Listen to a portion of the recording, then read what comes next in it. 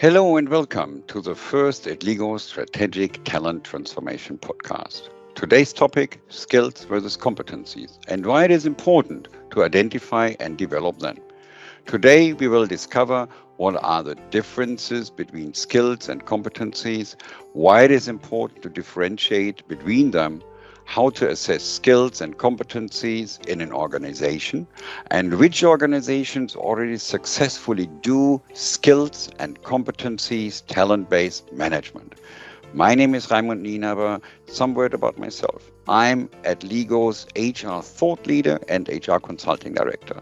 Throughout my career, I built and led high-performing HR and technical teams with 20 plus years in innovating in human resources. I love helping organizations to achieve top performance with their employees. Top business performance and great results with talent analytics is what we want to bring with EDLIGO to the corporate world. Skill-based organization, competency-based hiring, it seems like everyone is focusing on skills and competencies. But do we actually know why? And why should we focus on skills and certifications and degrees? Let's discover. According to a study done by KPMG in 2024, roles are evolving so quickly that traditional job descriptions can't keep up. Prioritizing skills over specific job roles offers the agility needed to stay productive amidst rapid technological changes. Leveraging technology to develop flexible skills ontologies, competency frameworks, and taxonomy here is key. This approach not only benefits the organization, but also enriches employees' work lives by introducing variety and focusing on developing skills for a rewarding career path within the company. HR Pathfinders research shows that companies with strong skills-focused strategy are outperforming their rivals. Another research done by Deloitte discovers that 89% of executives say that skills are becoming more important for the way organizations are defining work, deploying talent, managing career, and valuing employees. They also discovered that skills-based organizations are 98% more likely to retain high performers, 79% more likely to have positive workforce experience, and 52% are more likely to innovate. Look at the external side. According to World Economic Forum, organizations estimate with 44% of workers' skills will be disrupted in the next 5 years. Beyond the top-ranked skills are 4 skills which companies prioritize much more highly than others: AI, big data, leadership, and social influence. Without these skills, companies will not be able to grow and in the long perspective even survive. So, skills are important, or competencies. So what is actually the difference? According to Oxford English Dictionary, a skill is a capability of accomplishing something with precision and certainty. A practical knowledge in combination with ability, cleverness, and expertness. Gartner says that skills are the observable manual capability required in the execution of a job or task. They define what is performed within a job. I would describe skills as strengths or abilities that people develop through training and hands-on experience. In the workplace, we use these skills to get things done. Take a manager, for instance. They rely on leadership skills to inspire and guide their team members. These leadership skills encompass various abilities like communication, delegation, time management, and problem solving. Often, employers look for specific skills when hiring for a role. When candidates understand their skills and can explain how they'll use them in the job, it makes it easier for hiring managers to assess if they're the right fit for the position. It is common to classify skills into soft and hard skills. But not many people know that this classification came actually from the military. In the mid-20th century, the military introduced hard and soft skills to streamline training with fields like math deemed hard and sociology labeled soft. At that time, education focused primarily on technical aspects, neglecting communication and teamwork. Despite attempts to define and refine these terms, they persisted and evolved into technical and non-technical categories in the 1980s. By the late 2000s, there was a growing recognition of the importance of soft skills, leading to increased emphasis on teaching communication and ethics alongside technical subjects. Today, there is a push to integrate these skills with industry leaders highlighting the significance of empathy and communication in building software effectively. Thus, while the terms persist, there's a growing understanding that skills are interconnected rather than separate. Harvard Business Review refers soft skills to interpersonal attributes, personality traits, and communication abilities that enable individuals to work effectively and harmoniously with others. They include skills such as communication, teamwork, leadership, adaptability, empathy, and emotional intelligence. McKinsey defines hard skills that they are specific, teachable abilities or knowledge that can be easily quantified and measured. They are typically technical or job-specific skills that are acquired through education, training, or experience.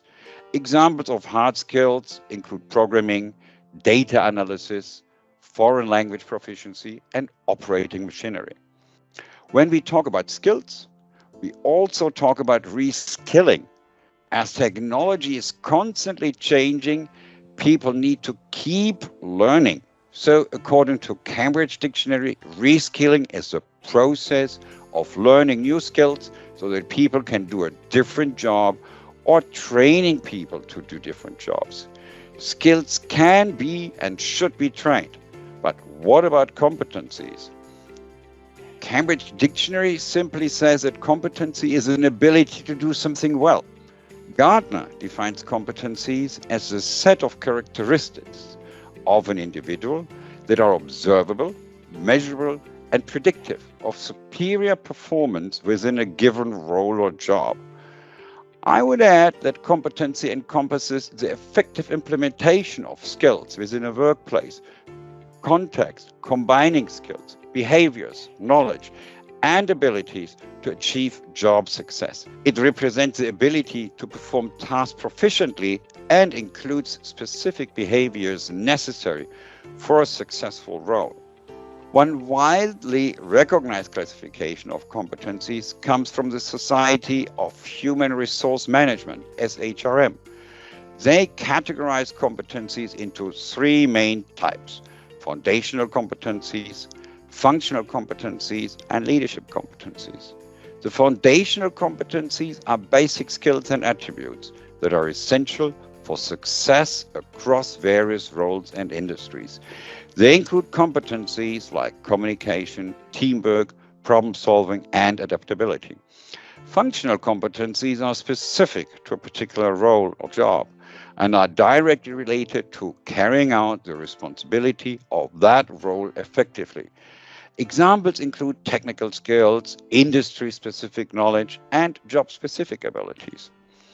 Leadership competencies are qualities and skills required for effective leadership and management roles.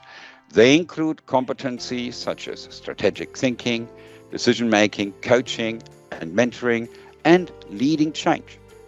This classification system helps organizations to identify and develop the competencies necessary for success in their workforce. Now, what is the difference between skills and competencies? So, as HRM says, skills are specific learned activities or abilities that an individual can perform, often based on their training or experience. Skills can be acquired through education, training programs, or on the job experience. Examples of skills include, for instance, code writing, writing itself, operating machinery, and certain activities, I would rather call it. Competencies, on the other hand, are the combination of skills, of knowledge, or combination of abilities and behaviors that enable an individual to perform effectively in a specific role or job. So with its entire complexity. So competencies encompass not only the technical skill, but also interpersonal skills, problem-solving abilities, and other qualities necessary for success in a particular position. In summary, while skills refer to specific learned activities or abilities, competencies are broader and include a range of attributes beyond just skill. And there are many roles available where you can see this, So technical managers, or let me just take a project manager, project manager has a lot of certain skills are required, but on how the amount of skills are not identifying the quality of how something is being delivered. So the competency of project management, therefore, will encompass all the little skills that are needed to do the role, plus as well the delivery towards the customer, the interfaces, internal, external, and all this about, So this will just be encompass then, as I said, the entire role, and is just much larger. And of course, it's a little bit more complex too. So both skills and competencies are important to the development of any employee. Employees cannot display competencies without certain skills that are required for their position. Companies need to balance both competencies and skills when developing employees for future roles. However, competencies play a particularly crucial role in ensuring that employees can adapt to changing circumstances, collaborate effectively with others, and solve complex problems, ultimately contributing to organizational success in today's dynamic business environment. According to the World Economic Forum, competencies are essential for organizations to thrive in the rapidly changing global landscape. Competencies go beyond technical skills and encompass a broader set of attributes. Organizations that prioritize competencies in their talent management strategies are better equipped to navigate challenges, drive innovation, and maintain competitive edge in the marketplace. Therefore, we can underscore the critical role of competencies in building agile and resilient organizations capable of addressing evolving business needs. Organizations have already started realizing the potential of tracking skills and competencies and utilizing that data for talent management. This is what we see in our experience in EDLIGO. For example, Google employs a rigorous data-driven approach to manage its talent, which includes tracking employees' skills and competencies. Through Project Oxygen and Project Aristotle, Google has analyzed key behaviors and skills that contribute to effective management and team performance, respectively, and has integrated these insights into their training programs. Another example is Amazon, which leverages its leadership principles as a framework to assess competencies across different roles within the organization. These principles guide hiring, performance assessments, and promotions, ensuring that skills and competencies are closely aligned with the company's culture and business objectives. Unilever has embarked on a digital transformation journey that includes the use of AI and data analytics to track skills and competencies. This effort is part of a larger initiative to enhance employee experience, foster personal development, and ensure that the workforce is prepared to meet future challenges. In career development and growth, talent marketplace and internal mobility tools deliver fantastic results.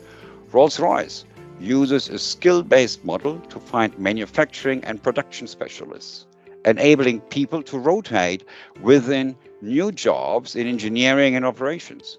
MetLife, Schneider Electric, JJ, and other companies use talent marketplaces where they look at skill-based employee to job matching system. And that promotes gig work, career growth, and talent mobility. However, after having some conversations, organizations rarely differentiate now between competencies and skills to make their life simple. They just call everything skills. We at EDLIGO Talent Analytics are helping organizations to become skills and competencies driven. And we help differentiate and assess both competencies and skills. Our AI-powered analytics solution helps identify gaps and provides personalized learning and career path recommendations to each employee. We create high-performing teams with EDLIGO and understand which skills and competencies affect performance and leverage this data for making every step of talent management more efficient and cost-effective. For example, Capgemini, they utilize EDLIGO to map skills and competencies and identify proficiency gaps. They're establishing a clear organizational learning plan and recognizing employees ready for advancement with tailored enhancement and promotion strategies. This comprehensive approach enhances the employee experience, fosters career-focused discussions, and leverages talent analytics to drive business outcomes. As a result, it leads to improved employee engagement and greater gender equality in leadership positions. Finally, I have to say in conclusion, embracing a skills and competencies-based organizational approach is essential nowadays for staying competitive in the future. Don't miss it. By prioritizing skills and competencies development and leveraging them effectively, businesses will adapt to evolving challenges and seize new opportunities. Throughout this discussion today, we've explored the differences between competencies and skills, recognizing the importance of both in shaping organizational success. I hope you now have a clear understanding of these distinctions and their significance. Thank you for joining us in this episode, and don't forget to subscribe to our channel, EDLIGO Strategic Talent Transformation Series, for more insights on workforce and HR trends, news, technology, and talent transformation. You will find us on LinkedIn, Spotify, YouTube, and Google Podcasts. Let's transform the workplace and prepare for the future of work together. Thank you.